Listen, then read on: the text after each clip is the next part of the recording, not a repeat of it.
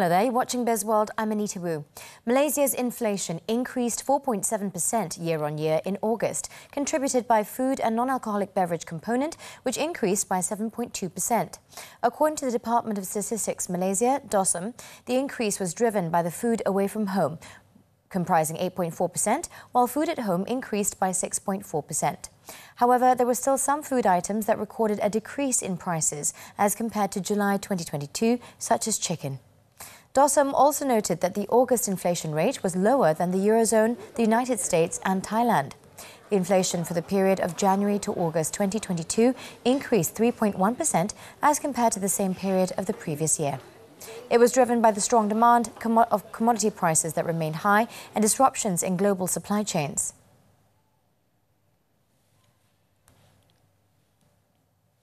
Bank Negara Malaysia will continue to closely monitor and ensure orderly financial market conditions amid external developments that have led to persistent strength in the US dollar against almost all currencies, including the ringgit. Its Governor Tan Sri Nur Syamsiah Muhammad Yunus, however, stressed that the ringgit movements will continue to be market determined. In a statement, she said the policy priority now is to sustain economic growth in an environment of price stability and to further strengthen domestic economic fundamentals through structural reforms rather than resorting to capital controls or re-pegging of the ringgit. She noted that daily onshore foreign transaction volume has been increasing, reaching a current average of $13.3 billion against $11.3 billion last year. The bond market activity also remained healthy, well supported by institutional investors and financial institutions. Besides that, the central bank said tighter global financial conditions and higher volatility in the foreign exchange markets were not expected to derail Malaysia's economic growth.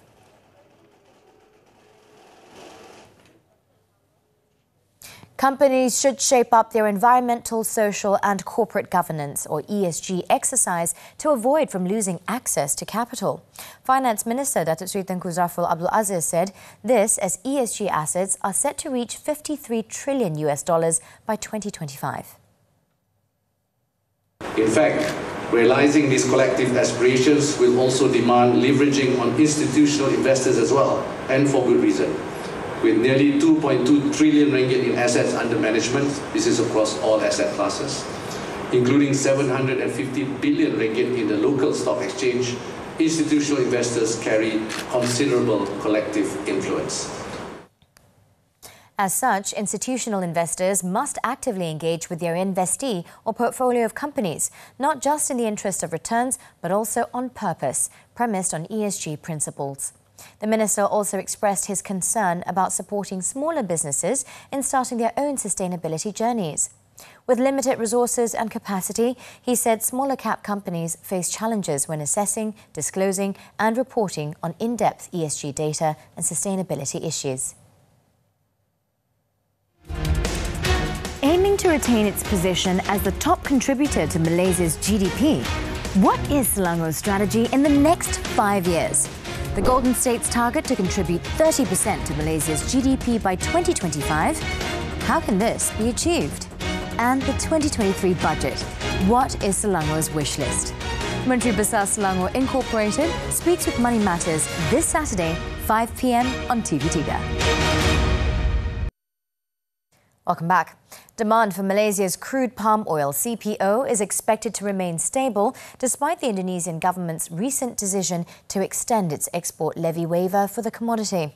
Given that there is a huge demand for CPO right now, Plantation Industries and Commodities Minister Datuk Zuraida Kamarudin said Indonesia's move is not expected to have an impact on the market for the local commodity. Malaysia's CPO exports are expected to fall in the next 2 to 3 months, raising the inventory by the end of December to 2.5 million tonnes, the highest since April 2019. The projection was based on Indonesia's move to reduce its CPO stocks at cheaper prices and extend its export levy waiver to October 31st after lifting its export ban in May. The Islamic financial technology or fintech industry is growing exponentially in Malaysia, with 33% of the world's Islamic fintech companies being headquartered in this country. The Association of Islamic Banking and Financial Institutions Malaysia, IBIM President Muhammad Muazzam Mohammed said this will further strengthen the country's leadership in Islamic finance globally. When it comes to the financial system itself, Malaysia is one of the more mature compared to other places. And also in terms of, in terms of the development policies, promoting technology, this is what our authorities are promoting, through MDEC, especially now in terms of promoting financial technology. Mohammed Muazzam added that the issuance of digital banking licenses will accelerate the deployment of new technologies to serve the unbanked and underserved communities. Looks like that's all the time we have for Bizworld today. I'm Anita. Thank you for investing your time with us. Be well.